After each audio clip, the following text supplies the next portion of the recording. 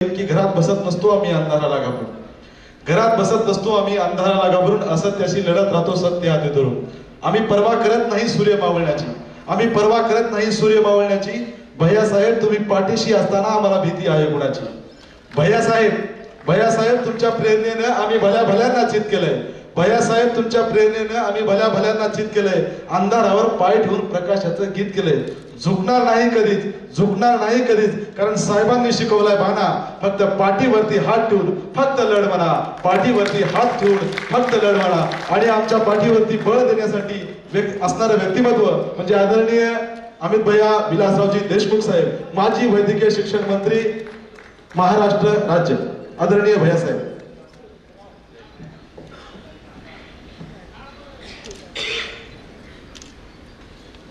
साईबाबा जनता सहकारी bank limited Latur यांचा सभासद स्नेह मेळावा ज्यांच्या अध्यक्षतेखाली या ठिकाणी संपन्न होतोय ते लातूरचे खासदार आदरणीय डॉक्टर शिवाजी काळगेजी,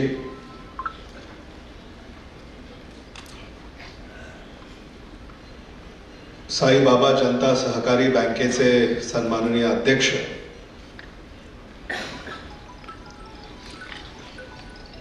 आदरणीय जब्बार सगरेजी, मोहित शेख जी, अशोकराव गोविंदपूरकर जी, अभय साळुंके, किरण जाधव, श्री शैली उडगे, ॲडव्होकेट समर पटेल, डॉक्टर अरविंद भातांब्रे, अमर खानापुरे, सचिन वानी जी, सोनू डगवाले, बँकेचे सारे सन्माननीय संचालक, मुख्य कार्यकारी अधिकारी MR पाटील, लातूर कृषी उत्पन्न बाजार समितीचे सभापती जगदीश बावणे, सन्माननीय व्यासपीठ, व्यासपीठासमोर उपस्थित असलेले साईबाबा जनता सहकारी बँकेचे शुभचिंतक, लातूर शहरातील प्रतिष्ठित नागरिक, ज्यांनी आपल्याला या ठिकाणी एकत्रित केलं ते माझे स्नेही आणि बँकेचे संचालक इसरार सगरे, सगरे कुटुंबीय, साईबाबा जनता सहकारी बँकेचे सारे सन्माननीय सभासद, बंधू भगिनी, पत्रकार आणि मित्रांनो,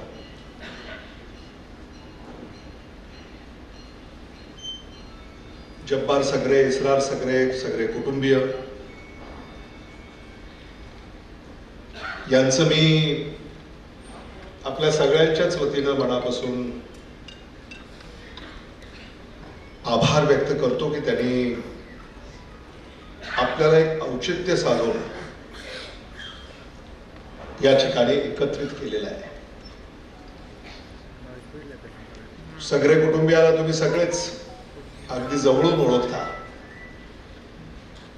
आणि अनेकांची मनोगत या ठिकाणी ऐकल्यानंतर सगळे कुटुंबियाची सुरुवात, त्यांची कार्यशैली, त्यांचा प्रवास आणि त्यांचं यश हे सगळं आपापल्या परीनं प्रत्येक वक्त्यानं आपल्या पुढे या ठिकाणी मांडलेलं आहे.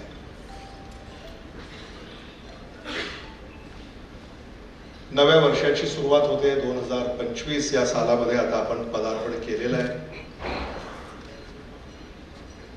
2024 आमच्यासाठी कसं राहिलं हे तुम्हाला माहिती आहेच. सूत्रसंचालक सुद्धा ज्या तऱ्हेनं ते सूत्रसंचालन करत होते आणि शेवटी जे त्यांनी माझ्या सन्मानाप्रित्यर्थ जी काही 4 ओळी त्यांनी या ठिकाणी मांडल्या, तर त्या निवडणुकीच्या अगोदर कार्यकर्त्यांनी जर अधिक लक्षपूर्वक ऐकल्या असत्या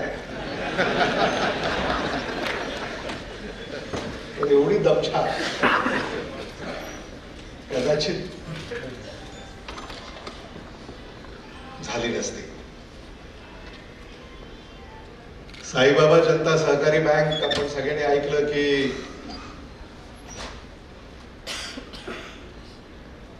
राजेश्वर बुके यांनी जब्बार सगरे यांना दिली.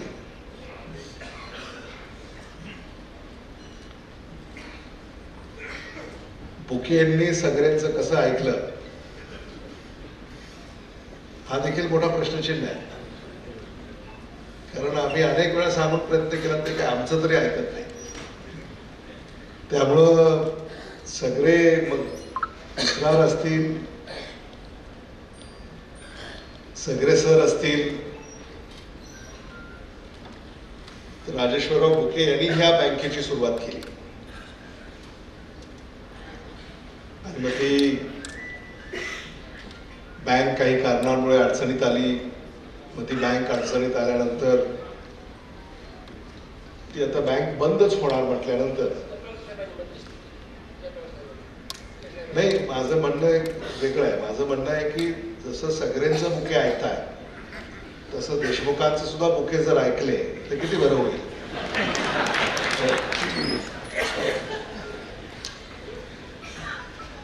त्यामुळे बुके लोकसभेला कुठे होते, विधानसभेला कुठे होते, आता ह्याची चर्चा आता सगळं माहिती आहे ना. ते सगळे लातूरचेच आहेत सगळे, नाही का? त्याच्यामुळे आपण हे सगळं पाहिलेलं आहे. त्यामुळे ती बँक आता बंदच होणार म्हटल्यानंतर मग ती बँक लातूरची आहे, साईबाबांचं नाव आहे, आणि आता आरबीआयनं ती बंदच करायची म्हटल्यानंतर आरबीआय अशी विचारणा करतं की याच्यामध्ये आणखी कुणी ही बँक चालवायला तयार आहे का. आणि मग ती सगळे कुटुंबियांनी याच्यामध्ये रस दर्शवला आणि त्याच्यानंतर मग त्यांनी आरबीआयला किती चक्रा मारल्या हे सुद्धा सांगितलं. मुंबईला, पुण्याला, नागपूरला. आणि म्हणून ही बँक पुनर्जीवित झाली आणि आता ती ठेवीदार असतील त्यांच्या ठेवी आता सुरक्षित झालेल्या आहेत. आणि ग्राहक असेल तर त्या ग्राहकांना देखील आता नव्यानं इथं कर्ज पुरवठा होण्यास सुरुवात झालेली आहे. आणि म्हणून सगळ्यांचं मला हे कौतुक करावं असं वाटतं की एक बुडत असलेली बँक याला पुनर्जीवित करण्याचं काम तुम्ही केलं, याचं मला विशेष कौतुक आहे.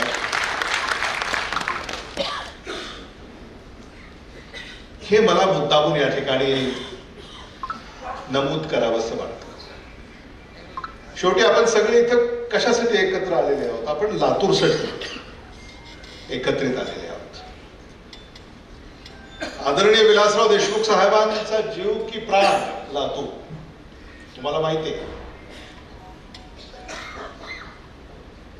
आदरणीय विलासराव देशमुख साहेबांनी नेहमीच लातूरला प्राधान्य दिलं. लातूर आहे तर आपण आहोत.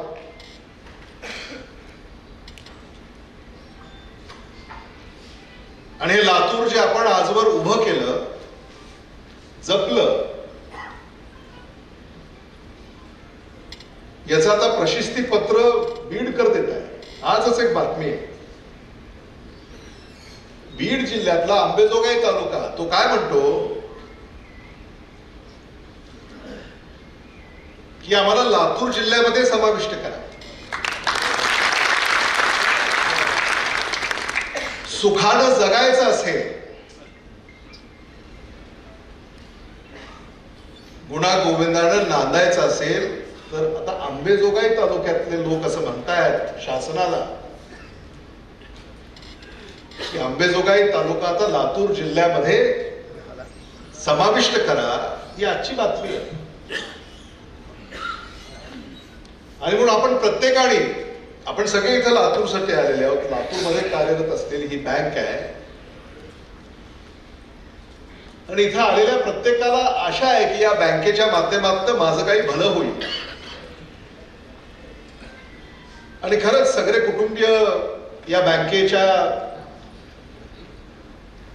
पाठीशी खंबीरपणे उभं आहे, हे याचं वैशिष्ट्य आहे. खरंच मला तुमचं कौतुक करावं असं वाटतं. कारण इथं व्यासपीठावर अनेक बँकांचे अनेक चेअरमन या ठिकाणी विराजमान आहेत. विलास बँकेचे सुद्धा चेअरमन इथं आहे.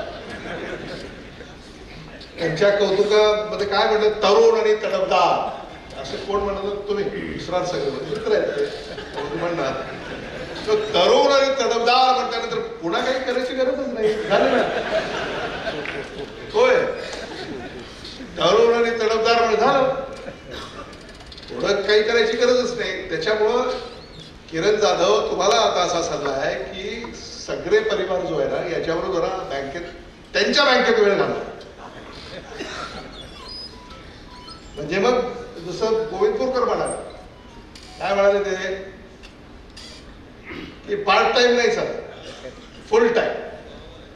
म्हणजे फुल टाइम तुम्ही बँकेचं काम करावं. कारण लातूर शहर महानगरपालिकेच्या जेव्हा निवडणुका लागतील तेव्हा तिथं तिकिटाची मागणी तुम्ही करू नये असा त्यांचा सल्ला त्यांनी तुम्हाला थोडक्यात दिलेला आहे.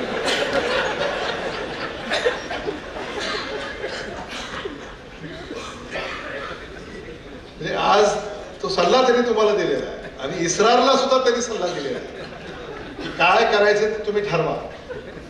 तुम्हाला जर चेअरमन होऊन बँक चालवायची असेल तर मग तुम्हाला इथं म्हणजे सार्वत्रिक जीवनामध्ये आणि सार्वत्रिक निवडणुकांमध्ये पाऊल टाकणं थोडंसं जिकिरीच आहे.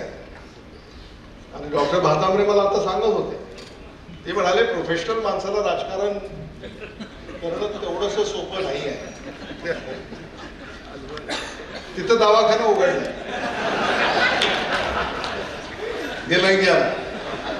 पुन्हा सोनू डगवाले यांच्या सल्ल्यानं एक शाखा शिरूरानंद पाळला, एक देवणीला, सगळीकडे दवाखाने आणि त्याच्या शाखा त्यांनी उघडलेल्या आहेत. आणि ते असं म्हणतात ह्याला निवडणुकीलाच उभं राहायचं आहे, त्यामुळं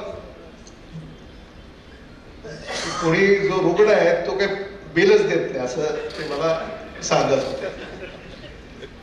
आणि असतंच ना असं साधारणतः, म्हणजे तुम्ही त्यांना स्वतःहून भाषणांमध्ये सांगितले काही असलं तरी माझ्याकडे या असं आपणच सांगितलंय. त्यामुळे लोकांना दोष देता येणार नाही.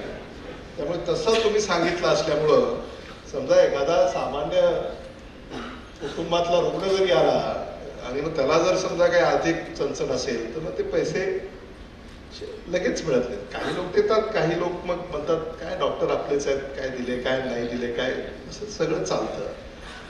पण मला असं वाटतं की म्हणजे याचा अर्थ तुम्ही असं म्हणताय का दवाखाने आता बंद करायचा विचार आहे तुमचा, असं काही संकेत आहेत का त्याचे? हा, मग ते अभय साळुंकेला एकदा विचारून घ्या. म्हणजे अभय साळुंके जर म्हणाले की डॉक्टर आता म्हणजे माझा नाद मिटलाय, तर मग एक मोठा दवाखाना तुम्हाला निलंग्यामध्ये काढायला काहीच अडचण आहे असं मला स्वतःला वाटतं. जिल्हा बँकेच्या संदर्भामध्ये सुद्धा या ठिकाणी आदरणीय दिलीपराव देशमुख साहेब यांचं विशेष कौतुक आणि नामोल्लेख करावा लागेल की या देशातली अग्रगण्य जिल्हा मध्यवर्ती सहकारी बँक म्हणून लातूर जिल्हा मध्यवर्ती सहकारी बँक नावारूपाला आलेली आहे. म्हणजे 5 लाख रुपयापर्यंत 0% व्याज दरानं कर्ज देणारी जगातली पहिली बँक, राज्यातली देशातली नाही जगातली. 1800 कोटी रुपये हे तुम्ही लक्षात घेतलं पाहिजे की हा जो अर्थपुरवठा जिल्ह्यातल्या सामान्य शेतकऱ्याला होतो, तो त्याच्यातनं शेती करतो, शेती माल पिकवतो, तो पिकलेला माल बाजारपेठेत येतो, बाजारपेठेमध्ये तुम्हाला उत्तम दाम मिळतो आणि तेच पैसे पुन्हा आपल्यापैकी अनेकांच्या बाजारपेठेमध्ये जी काही दुकानं आहेत, आपली व्यवसाय आहेत, तिथं ते पैसे येतात आणि आर्थिक चलनाला वाढ त्या ठिकाणी मिळते. हे सगळं आदरणीय विलासराव देशमुख साहेबांच्या नेतृत्वाखाली आपण या ठिकाणी उभं केलं. सगळ्यांनी सांगितलं आपल्याला तो काळ 80च्या दशकाचा, जेव्हा ते उमेदीच्या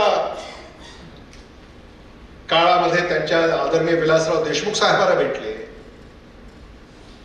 किती शाळांना त्यांनी परवानग्या दिल्या, तर खरं तर यादी काढली पाहिजे. कारण आदरणीय विलासराव देशमुख साहेबांना हे माहित होतं की या लातूरमध्ये उद्योग उभं करणं किंवा राहणं हे थोडं कठीण आहे आणि म्हणून शेती आणि शिक्षण याशिवाय या जिल्ह्यामध्ये दुसरं काहीही होऊ शकेल सहजासहजी असं त्यांना त्या काळामध्ये वाटत नव्हतं आणि म्हणून शेती आणि शिक्षणावर आदरणीय विलासराव देशमुख साहेबांनी त्या काळामध्ये भर दिला आणि अनेक माध्यमांच्या शैक्षणिक व्यवस्था या ठिकाणी या लातूर जिल्ह्यामध्ये सुरू करण्याचं काम हे आदरणीय विलासराव देशमुख साहेबांनी केलं आणि त्याच्यात कुठलंही राजकारण केलं नाही.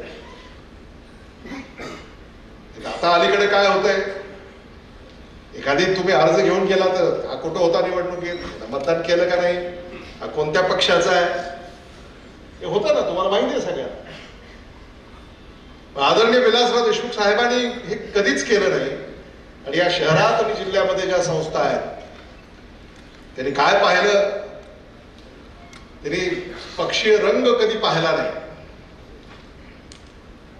त्यांनी हा आपल्या लातूरचा आहे आणि आपल्या लातूरमध्ये काहीतरी करू पाहतोय म्हणून त्याला सरळ हाताने मदत करण्याचं काम आदरणीय विलासराव देशमुख साहेबांनी केलं आणि तीच परंपरा आदरणीय दिलीपराव देशमुख साहेबांनी पुढे सुरू ठेवली आणि आता त्याच पावलावर पाऊल ठेवून मी आणि माझे सगळे सहकारी या ठिकाणी कार्यरत आहेत. हे मला मुद्दाम या ठिकाणी आदरणीय विलासराव देशमुख साहेबांच्या, ठीक आहे, घराचा वारसा माझ्याकडे आला असेल, पण विचारांचा वारसा आपल्यापैकी प्रत्येकाकडे आलेला आहे. आज डॉक्टर शिवाजी काळगे हे आज आपले खासदार आहेत, ते देखील याच विचारांच्या वारसावर ते कार्य करतायत आणि आज ते देखील दिल्लीमध्ये आपलं लोकप्रतिनिधित्व करतायत. याचाही आम्हाला आनंद आहे. खरं म्हणजे आज या तुमच्या गोविंदपूरकरजी या बँकिंग क्षेत्रातल्या सुद्धा ज्या काही अडचणी आहेत ते डॉक्टर शिवाजी काळगे यांच्या नेतृत्वाखाली दिल्लीला सुद्धा जर धडक मारावी लागली तर ती मारण्याची तयारी आपली असली पाहिजे. कारण सुसूत्रता ही अधिक कशी आपल्याला आणता येईल आणि गोविंदपूरकरजींनी काही चांगले सल्ले दिले की तुम्ही नवे कर्ज आणि नवे ग्राहक हे शोधले पाहिजे. नवा व्यवसाय हा शोधून काढला पाहिजे आणि मला असं वाटतं बदलत्या काळाची ती गरज आहे हे देखील मला विनम्रपणे या ठिकाणी आपल्या पुढे नमूद करावं असं वाटतं. आज तुमची इथं उपस्थिती पाहून सुद्धा म्हणजे इस्रार सगळ्याचं खरंच मला कौतुक करावं असं वाटतं. उपस्थिती पहा, म्हणजे त्यांनी व्यवस्थापन तर ते बँकेचं करतातच, पण संघटन कौशल्य देखील इस्रार सगळे तुमच्यामध्ये आहे, याचं मला मनापासून कौतुक आहे. कारण हे काम सोपं नाही. आज खरं म्हणजे हे सभागृह भरलंय तात्या, हे सभागृह भरणं सोपं नाही. बाजार चालू आहे, आवक चालू आहे, माल उतरत आहे, माल साफसफाई चालू आहे, पुन्हा माल भरणं सुरू आहे, सौदे चालू आहे. हे सगळं सुरू असताना देखील इथं हे सभागृह खचाखच भरलं आहे. हे देखील मला इस्रार सगळे तुमचं मनापासून कौतुक करावं असं वाटतं आणि टाळ्याच्या गजरात आपण इस्रार सगळे यासाठी आणि या एकूण आणि शाखा सुद्धा तुमच्या चांगल्या ठिकाणी आहेत. म्हणजे लातूर, निलंगा, औसा आणि चाकूर चांगल्या ठिकाणी शाखा सुद्धा, म्हणजे जिथं आवश्यक आहे तिथं त्या शाखा आहेत. खरंच या शाखांनी तर तुम्ही आणखी याचा विस्तार येणाऱ्या काळामध्ये कराल आणि पारदर्शकपणे बँक चालवली पाहिजे. कुठेही बँकेचं नुकसान होईल असं कर्ज वाटप होऊ नये याची काळजी आपण घेतली पाहिजे. कधी कधी आम्हाला अडचण होते, आम्हाला भावनिक करतात लोक.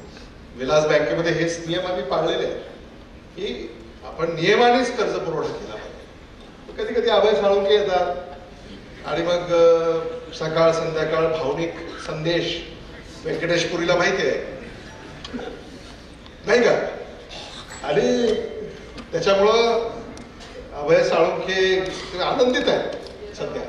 निलंग्याला शाखा सुरू होते म्हणून अभय साळुंके एक गणिमत आहे, विधानसभेच्या निवडणुकीनंतर तुम्ही सुरू करता.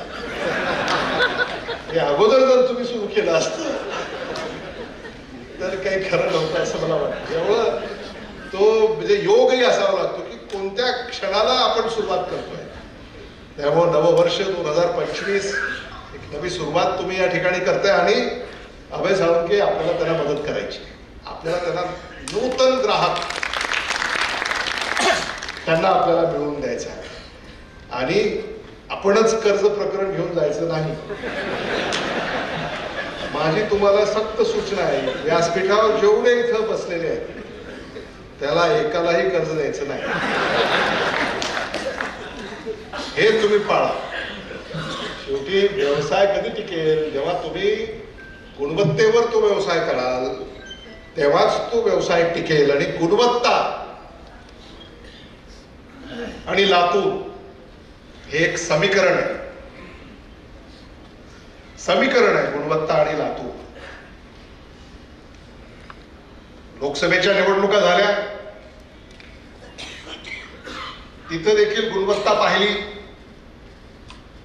जे उमेदवार उभे होते त्यामध्ये कोण अधिक गुणवंत आहे, डॉक्टर शिवाजी काळगे यांना निवडून दिलं. या सगळ्या ह्याच्यामध्ये लातूरमध्ये एक गुणवत्ता पाहण्याकडे एक कल लातूरकरांचा राहिलेला आहे. They always followed merit. मेरिटवर चालणारं आपलं शहर आहे. आणि या सगळ्याच दृष्टिकोनातून आपल्याला ह्या सगळ्या गोष्टी येणाऱ्या काळामध्ये पाळाव्या लागतील. आणि म्हणून ऑडिटर्स तुमचे आहेतच. तुमचं देखील फार महत्वाचं काम आहे, कारण चुकीचं कर्ज प्रकरण जर तुम्ही शिफारस केलं तर ते अडचणीत येतील. त्यामुळे आता अनेक तंत्र आहेत, त्याद्वारे तुम्हाला योग्य कर्जदार, शेवटी कर्ज परतफेड करण्याची देखील त्याची क्षमता ही असली पाहिजे. आता माझ्याकडे रोज सकाळी भेटायला लोक येतात, मग विलास बँकेचं कर्ज पाहिजे, तर कर्ज कशाला पाहिजे ते काय, तर सामान्य अर्जदार जो असतो ते मला म्हणले म्हशी घ्यायच्या, गाई घ्यायच्या, कर्ज पाहिजे. तात्या देता येते का गाई म्हशी घ्यायला? तसं आपल्याला नागरी बँकांना जिल्हा बँक देतेस का नाही देत? जिल्हा बँक देते. त्यामुळं नागरी बँकांना सुद्धा काही बंधनं आहेत, ती बंधनं सुद्धा आपण या ठिकाणी निश्चितपणे ही पाळली पाहिजेत. हे मला मुद्दामून या ठिकाणी सांगायचं आहे. या सगळ्याच व्यवसायामध्ये आव्हानं ही नवी आहेत, ती आव्हानं देखील आपल्याला पेलता आली पाहिजेत. खूप स्पर्धा आहे. अनेक बँका लातूरमध्ये आता तात्यांनी सांगितलं की जवळपास देशातली प्रत्येक बँक आता लातूरमध्ये आलेली आहे. हे वाढणार आहे. लातूरमध्ये आता प्रत्येक क्षेत्रामध्ये गुंतवणुकी वाढत आहेत. काल परवाच क्रेडाईच्या कार्यक्रमामध्ये होतो, 100 स्टॉल्स उभे केले. जे आपले बिल्डर्स आहेत, डेव्हलपर्स आहेत, किती इमारती त्यांनी, म्हणजे आता 22 मजली इमारत लातूरमध्ये उभी राहू शकते. 22 म्हणजे तुमची 7 मजलीच एक होती, 13 तर झाल्या, आता 22 पर्यंत जाऊ शकता. त्यामुळे हे जे काही इन्फ्रास्ट्रक्चर इथं वाढतंय आणि लातूरमध्ये कायदा आणि सुव्यवस्था जे आपण उत्तम राखलंय, हे देखील याला एक कारण आहे. कारण इथं जो काही व्यावसायिक आहे, इथं उद्योजक आहे, व्यापारी आहे, हा सुरक्षित स्वतःला ती भावना त्याच्या मनामध्ये काम करत असताना सुरक्षितेची भावना जी आहे ती असणं हे अतिशय महत्वाचं आहे. इथं तुम्ही प्लॉट घेतला तर तुम्हाला कोणी विचारायला येणार नाही, का घेतला, कसा घेतला, असं कोणी विचारायला येत नाही.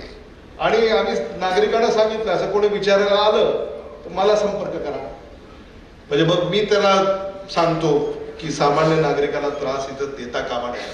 ही खबरदारी आपण या ठिकाणी घेतली आहे हे देखील मला मुद्दामून या ठिकाणी सांगायचं. पण दुर्दैवानं सरकारी अधिकारी आणि कर्मचारी आहेत त्यांच्याकडनं सामान्य माणसाची पिळवणूक लातूर शहरात ही वाढते आहे.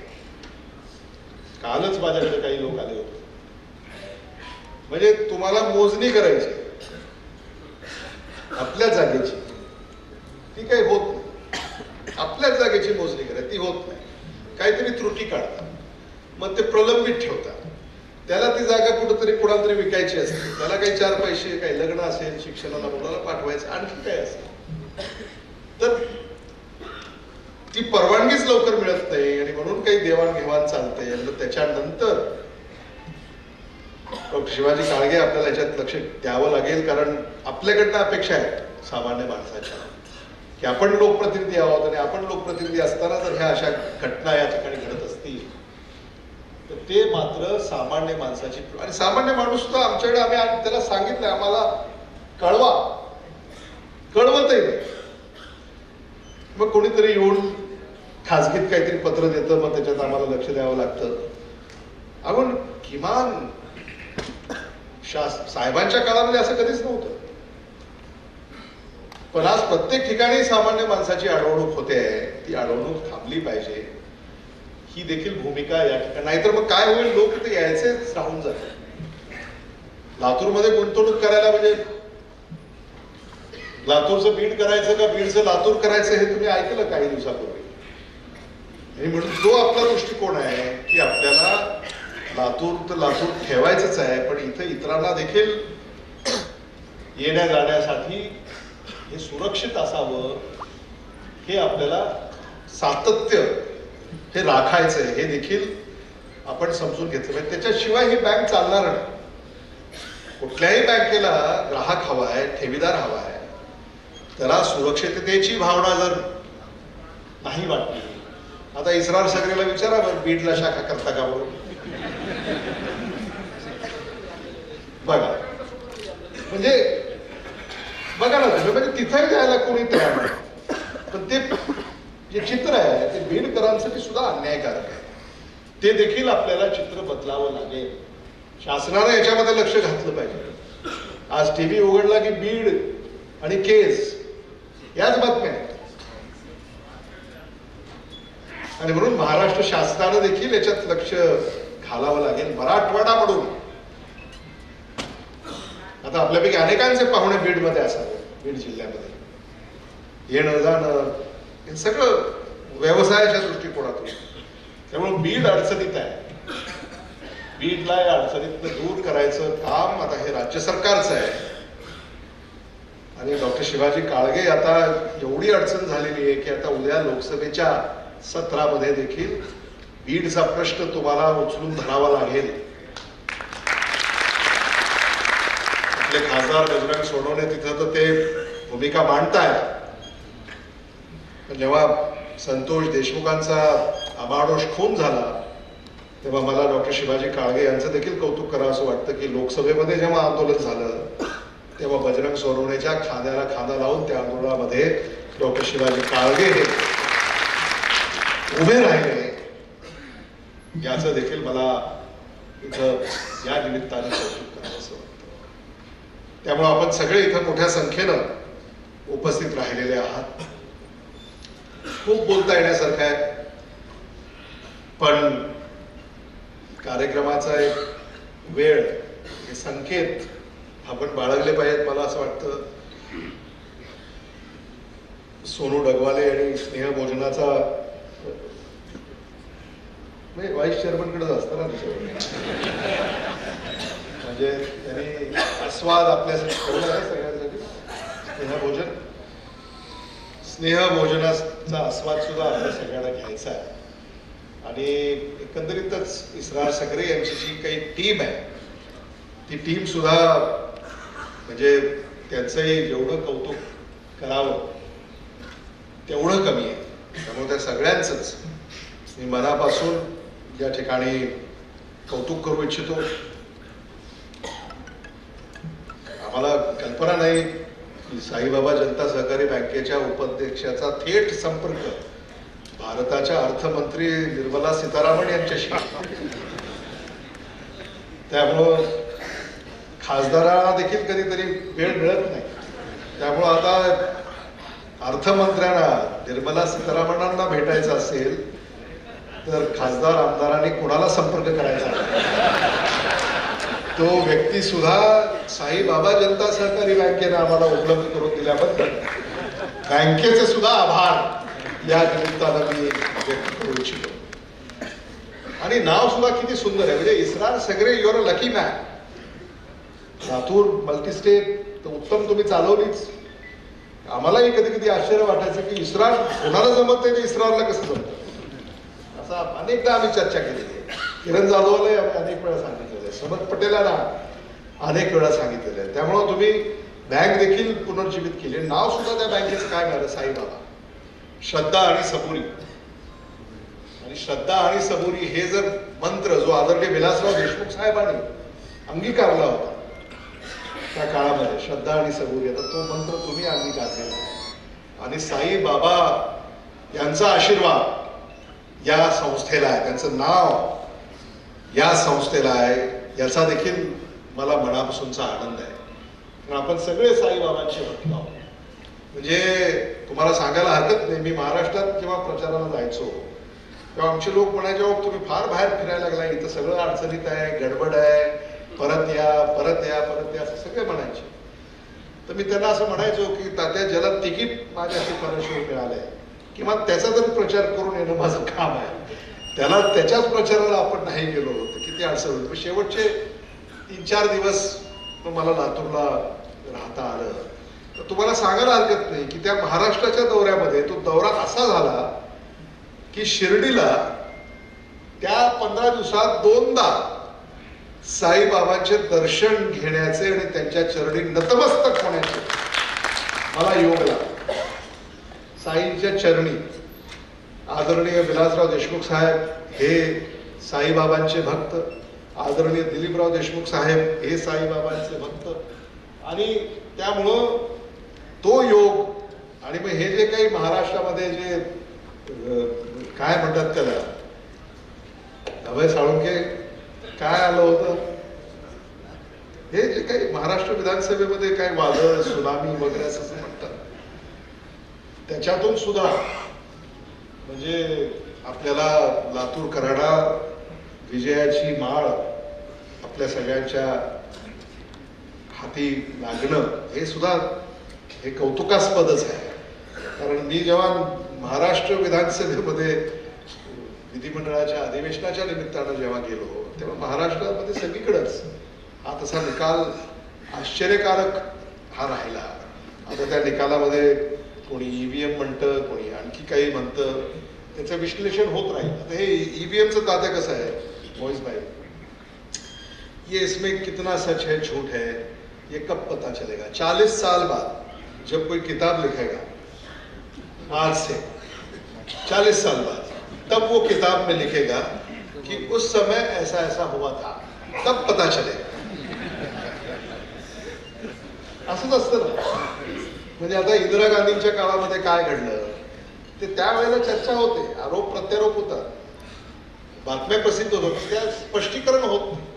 म्हणजे कोणीतरी मग ते पुस्तक लिहितं कधीतरी 50 वर्षानंतर. म्हणजे आर्मीमध्ये काय झालं, केंद्र सरकारने काय केलं, भारत चीन मध्ये काय झालं, भारत पाकिस्तान मध्ये काय झालं वगैरे वगैरे, ते हे नंतर कळतं. अनेक पुस्तकं अशी आहेत म्हणजे अगदी महापुरुषांच्या संदर्भामध्ये सुद्धा अनेक पुस्तकं अशी नंतर येतात, त्याच्यात मग चर्चा घडून येते. आणि म्हणून ह्या सगळ्या संदर्भामध्ये आपल्याला आज नाही कळणार, कधीतरी आपल्याला लक्षात येईल की नेमकं काय झालं होतं. पण कारण काही जरी असलं तरी आता आपण जो कौल आहे तो मान्य करून कामाला लागलं पाहिजे.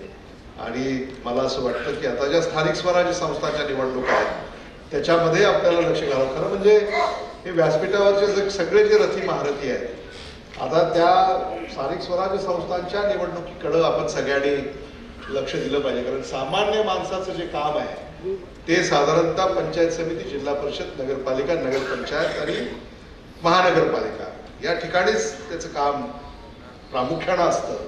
आणि म्हणून त्या सगळ्या संदर्भाने सुद्धा मला असं वाटतं की त्याचा उहापोह होईल.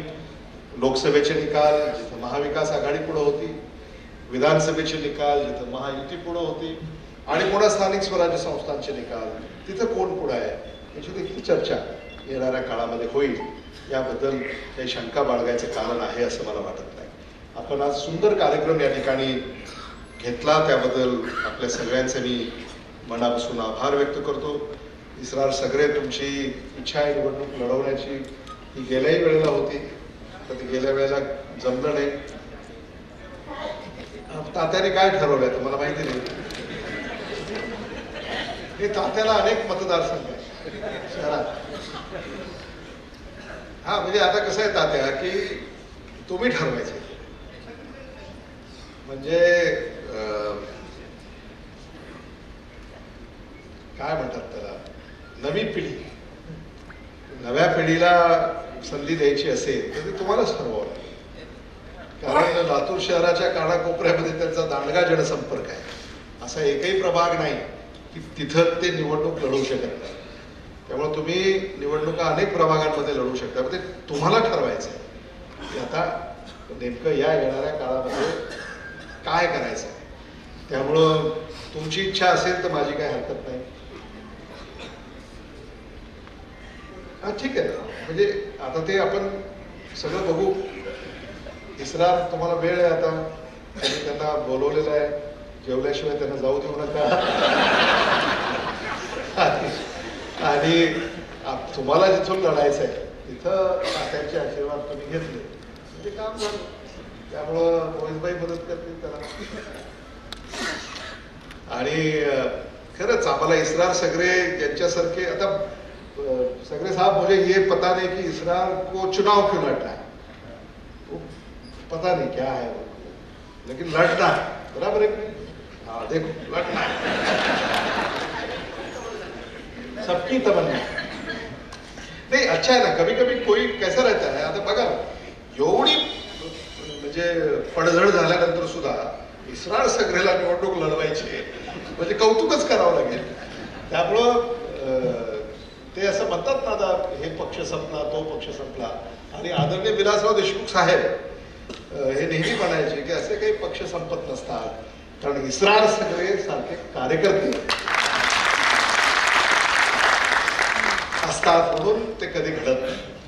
आणि म्हणून इसरार सगळ्यांना देखील मी माझ्या वतीनं शुभेच्छा व्यक्त करतो. आता एवढा सगळा कार्यक्रम घेतल्यानंतर आणि हे संघटन कौशल्य इथं दर्शवल्यानंतर आम्हाला नाही म्हणायचं काही फार धाडस होईल असं वाटत नाही. त्यामुळे तुम्हाला जिथून लढायचं आहे तिथं तुम्ही काम सुरू करा. त्याची बैठक आम्ही घेणारच आहोत. मला असं वाटतं ॲडव्होकेट किरण जाधव, तात्या, मोहितबाई, आपल्याला लातूर शहर महानगरपालिकेच्या दृष्टिकोनातून जे आजीबाजी नगरसेवक आहेत आणि इच्छुक उमेदवार, अशी एक बैठक घ्यावी लागेल. आणि मग त्यांना कामाला लावावं लागेल. शेवटी वेळ कमी आहे. निवडणुका कदाचित फेब्रुवारीमध्ये जाहीर होतील, एप्रिलमध्ये मतदान होईल अशी साधारणतः शक्यता नाकारता येत नाही. त्यामुळं माझी निवडणूक होती तेव्हा तुम्ही बघत होता, आता तुमची निवडणूक आहे तेव्हा मी बघेन.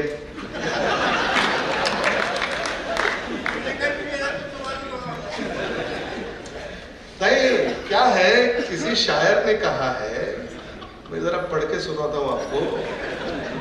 संभल कर किया करो गैरों से हमारी बुराई. बघा बरं का, तुमच्यासाठी पण आहे, कधी घरी जाऊन त्याला सांगा तुमच्या मित्रांना. संभल कर किया करो गैरों से हमारी बुराई, तुम जिन्हें जाकर बताते हो वो हमें आकर बता जाते हैं. धन्यवाद. जय हिंद, जय महाराष्ट्र. खूप खूप धन्यवाद आदरणीय भैया.